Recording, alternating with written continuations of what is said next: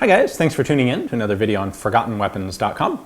I'm Ian, and today I am looking at two very unusual Swiss sniper rifles. Now, if you've looked into Swiss snipers, you're probably familiar with the very first ones that the Swiss did. They took K31 carbines and they mounted permanently affixed, these were basically built into the receiver, little periscopic sights on the left side of the receiver. They were like a 1.8 and I believe a 2 power. And they were designated the K31/42 and K31/43. Now I actually already did a video on those two guns specifically, which you can follow the link to check out if you're interested. Well, they made a couple thousand of those, and the problem was they didn't really work. The scopes weren't big enough, they didn't gather much light, they didn't have all that much magnification, they weren't a success. So the Swiss went back to the drawing board. And ultimately what they came out with was the ZFK 55 sniper in 1955. That was a dedicated rifle, heavy barrel, big heavy stock. It had a detachable 3.5 power scope right up on top of the action. Pretty typical what you might expect for a sniper rifle. Had a built-in bipod. I've actually also done recently a video on those. So if you're interested, you can check that out. Now, what you don't find much of is any explanation or description of transitional sniper rifles. What the Swiss were doing in between the K31-43 and the ZFK 55. Well, here I have two examples of those transitional rifles. I don't know the exact date on these. In fact, there really isn't any documentation of them.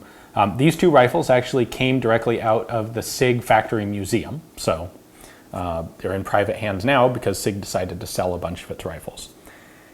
At any rate, why don't we go ahead and take a closer look at these guys because they share a lot of transitional features between the 43s and the 55s.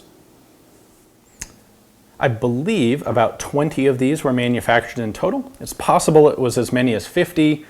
I think it was closer to about 20.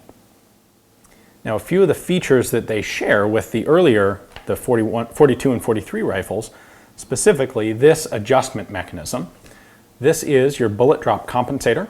It moves the reticle inside the field of view, and you simply adjust it just like your iron sights. So pick the range that you want, slide this to that range, that sets your BDC.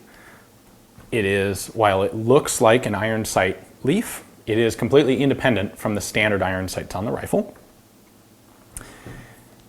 We also have this prismatic head on the periscope, which lifts it up out of the way so that it's not interfering with the rear sight in your field of view. That's also a feature shared with the earlier snipers. Now, the early ones were a smaller scope, and the prismatic head on those actually pivoted. So it would fold down against the rifle when it was in storage or in transit, and then you would fold it up into this sort of configuration when it was actually in use. On the other hand, one of the features that it shares with the ZFK 55 is that this is a removable scope. None of the early ones were.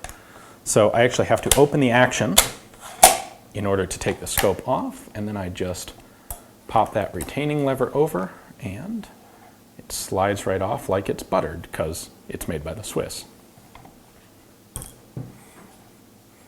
So there's our scope rail machined into the side of the receiver.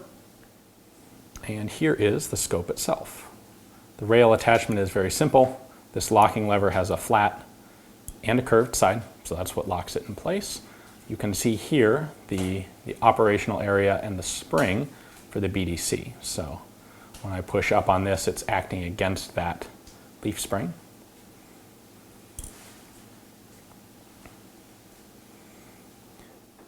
So the sight picture here is the same as the 42 and 43 guns. It's a little out of focus here because of my camera, but you can see the basic pattern. We've got the two horizontal lines and then that center chevron pointing to your target. I suspect the distance between those two lines is a range-finding tool, but I don't know exactly what it equates to. Now, these scopes are numbered to their guns, each one. Despite there being, I think, about 20 of these rifles made, these serial numbers are 48 digits apart. My guess would be that when they made these sniper conversions, they simply took 20 or however many rifles they needed off the rack, not necessarily taking consecutive serial numbers. The two scopes here are virtually identical. The only difference I can see on them is the configuration of this top plate, which is just slightly different between the two. Everything else, as far as I can tell, is identical.